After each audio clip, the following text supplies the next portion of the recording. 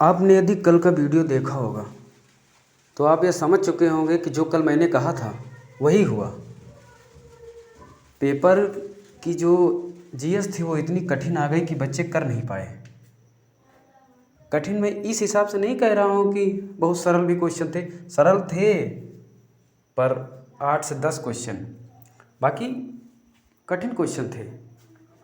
Current के थे, कुछ बहुत पीछे के करंट अफेयर्स थे, ठीक है। और देखिए पता नहीं कैसी कैसी बुक्स पूछ रहे थे, इंग्लिश के नोवेल पूछ रहे हैं किसके राइटर कौन है।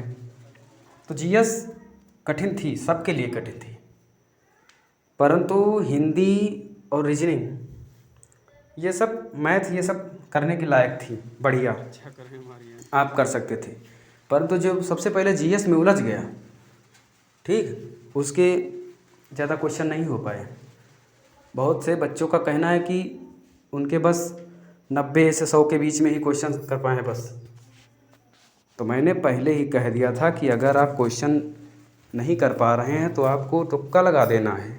लेकिन जिन लोगों ने मेरी बात मानी उन्होंने तुक्का मार दिया और उनके क्वेश्चन सही होंगे। अब समझ लीजिए अगर 80 क्वेश्चन उनके सही आ रहे थे और बाकी उन्होंने 40 क्वेश्चन में मान लिया तुक्का मार दिया, तब आप जोड़ लीजिए उसमें से अगर 50% वाले तुक्का उन्होंने मारे हैं तो 15 से 20 क्वेश्चन तो सही हो जाएंगे। 80 15 95 आ रहे हैं, ठीक है, आप कट ऑफ के आसपास आ जाएंगी, ठीक है। और जो मतलब सही सही करने में लगे रहे वो छोड़ के चले आए क्वेश्चन। रीजनिंग वो भी गलत कर दिया, आसान आसान रीजनिंग आई थी।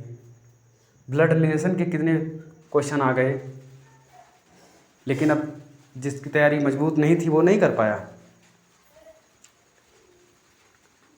आज का जो पेपर था उसको देखकर ये अंदाज़ा लगाया जा सकता है कि 100 नंबर के आसपास जिसके हैं उसका सिलेक्शन 99% है,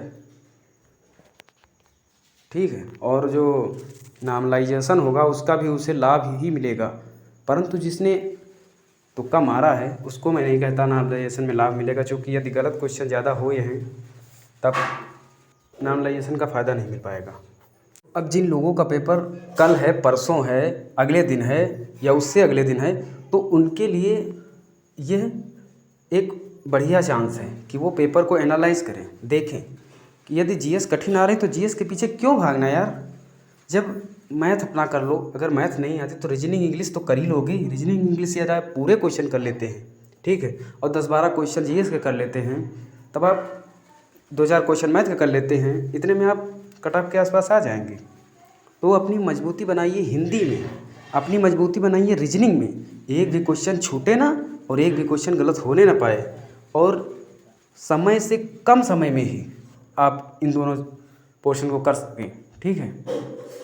और यदि जब हिंदी के इतने आसान क्वेश्चन आ रहे हैं, रीजनिंग के इतने आसान क्वेश्चन आ रहे हैं, मैथ के क्वेश्चन काफ़ी सारे डुएबल थे, तब फिर क्यों जीएस के पीछे भागना।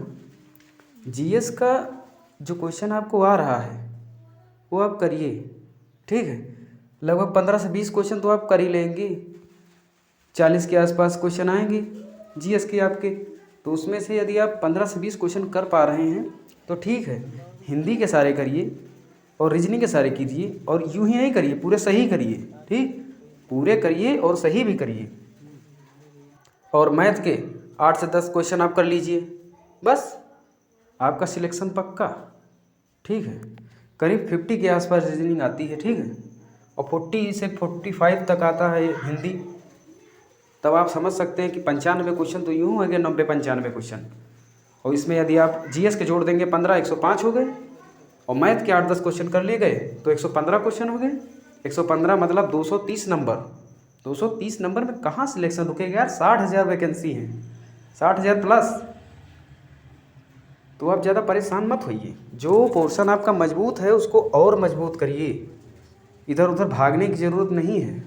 अपना रीजनिंग और हिंदी ये मजबूत ही कर लीजिए कि इसका एक भी क्वेश्चन ना छूटे ना गलत हो, बस, ठीक है। और बाकी मैथ के देख लीजिए, जैसे कि प्रतिशत है, औसत है, जोड़ घटाओ जो हल करने वाले क्वेश्चन आते हैं, सॉल्व करने वाले, यूँ ही नॉर्मल वाले, उनको आप कर लीजिए बस।